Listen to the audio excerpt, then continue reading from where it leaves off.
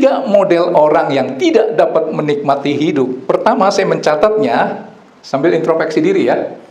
Kalau memang ketembak, jangan marah sama saya ya. Ini firman Tuhan. Orang yang terlalu mementingkan diri sendiri. Orang itu sebenarnya menderita loh. Kalau saudara lihat cerita di awal tentang si ibu ini, itu kan dia terlalu mementingkan diri sendiri. Dan dia merasa dirinya itu yang paling menderita. Betul nggak? Perlu dikasihani. Sehingga maunya orang yang berkunjung ke dia, kasih bunga ke dia, gitu dong. Ya, merasa dirinya yang paling menderita. Begitu mindsetnya dirubah, ketika dia tahu usianya tinggal berapa bulan lagi, dia mau jadi berkat. Berbalik ke dia itu, sukacitanya 2 kali, dan akhirnya dia sembuh. Sudah nangkep ini? Orang yang terlalu mementingkan diri sendiri, semuanya untuk aku, semuanya untuk aku. Ada satu ungkapan berkata begini, orang yang meskipun hartanya banyak, tetapi hanya berfokus kepada dirinya sendiri, terlalu mementingkan diri sendiri, sesungguhnya adalah orang yang gagal. Saya teringat dengan satu kisah konglomerat Raja Minyak. Mungkin sekarang sih udah nggak terkenal ya. Namanya Paul Getty. Itu Raja Minyak. Tapi egoisnya bukan main. Dan di akhir hidupnya itu, hidupnya sengsara. Istrinya banyak, anaknya banyak. Dalam cerita itu, satu hari, dia kan konglomerat Raja Minyak. Cucunya diculik. Cucu orang kaya. Minta tebusan. Kalau buat si Paul Getty itu sebenarnya kecil, uang segitu. Tapi dia nggak mau loh. Sampai akhirnya dipotong kuping cucunya ke si Paul Getty. Tetap dia nggak bergeming untuk mengeluarkan uang. Saudara ngerti gak? Saking apa? Ya, mementingkan diri sendiri. Nanti saudara boleh Google, Paul Getty. Itu hidup dalam kesendirian, padahal istrinya banyak, anaknya banyak. Kenapa bisa begitu? Karena terlalu mementingkan diri sendiri. Karena orang yang terlalu mementingkan diri sendiri itu ya, mudah, gampang untuk iri hati.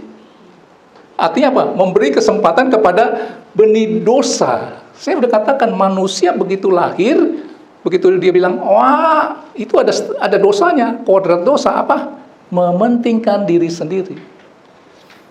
Akibat mementingkan diri sendiri, saya sering sampaikan apa? Iri hati. Gak boleh lihat orang lain lebih. Apa tuh namanya? Tinggi hati tuh. Lihat orang lain lebih, marah, iri hati. Jadi orang yang terlalu mementingkan diri sendiri, memberi kesempatan kepada benih dosa itu bertumbuh subur. Tangkap ini. Kalau saudara nanya saya mementingkan diri sendiri gak? Saya bilang, saya mementingkan diri sendiri. Nah, masalahnya ini, nanti siapa yang menguasai kita? Nah, itu nanti ya, akhir dari khotbah saya mau sampaikan itu. Jadi kalau terlalu mementingkan diri sendiri, yaitu menyuburkan benih dosa, ya apa? Iri hati, ya. Ibaratnya begini, mementingkan diri sendiri itu kan benih dosa. Akhirnya tumbuh apa? Keluar tunasnya batang kan? Itulah iri hati. Ketika keluar batang, dia keluar tuh daun-daun. Itulah tinggi hati. Akhirnya mengeluarkan buah, itulah kejahatan-kejahatan.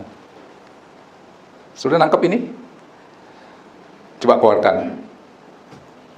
Sebelum itu ya. Yakobus 3 ayat 16.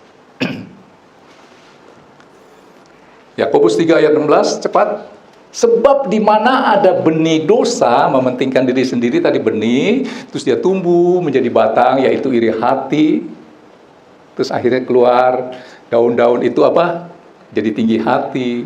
Itu satu paket, gak bisa terpisah. Akhirnya keluar buah. Buahnya apa? Kejahatan. Sebab di mana ada iri hati dan mementingkan diri sendiri, di situ ada kekacauan dan segala macam perbuatan jahat. Ternyata kejahatan itu kumpulnya cuma di satu tempat. Iri hati dan mementingkan diri sendiri. Ya. Orang yang terlalu mementingkan diri sendiri, saya sih selidiki ya, itu gampang benci. Benar ini ya. Gampang benci. Karena dia fokusnya kepada diri sendiri. Jadi lihat orang lain lebih sedikit aja, dia itu menderita. Kalau zaman sekarang disebutnya apa? Ayo dong, apa? Narsistik. ya. Satu penyakit seperti itu tuh. Narsis ya, sekarang dijadikan satu penyakit namanya narsistik. Fokusnya ke diri sendiri. Ya, mementingkan diri sendiri. Saya tadi katakan mudah benci. Orang yang benci itu hidup di dalam kegelapan. 1 Yohanes 2 ayat 9, coba keluarkan cepat. Tadi saya katakan, kalau saudara ada Kristus di dalammu, itu pasti adalah sukacita, terang. Karena firman Tuhan itu kan terang, ya. Ada firman itu kan Yesus sendiri, ya. Tetapi saudara baca ini. Barang siapa berkata, ia berada di dalam terang. Ada Kristus, anak Tuhan lu, orang Kristen, tiap minggu ke gereja melayani Tuhan. Barang siapa berkata ia berada di dalam terang, tetapi karena egosentris, mementingkan diri sendiri, tetapi ia membenci saudaranya, ia berada di dalam kegelapan sampai sekarang. Next. Barang siapa mengasihi saudaranya, ia tetap berada di dalam terang. Lawan benci kan kasih. Dan di dalam dia tidak ada penyesatan. Itu harusnya ketika Kristus ada di dalam hatimu, dan Kristus itu yang menjadi nahoda, yang memimpin saudara untuk berkata-kata atau bertindak, untuk mengambil keputusan atau menentukan pilihan. Tapi kalau Kristusnya tidur, itu saudara yang mengendalikan. Keluarnya yang seperti ini. Oke, next 11-nya. Nih, tetapi barang siapa membenci saudaranya, ia berada di dalam kegelapan dan hidup di dalam kegelapan. Ia tidak tahu kemana ia pergi, karena kegelapan itu telah membutakan matanya. Suruh nangkap ini, ya.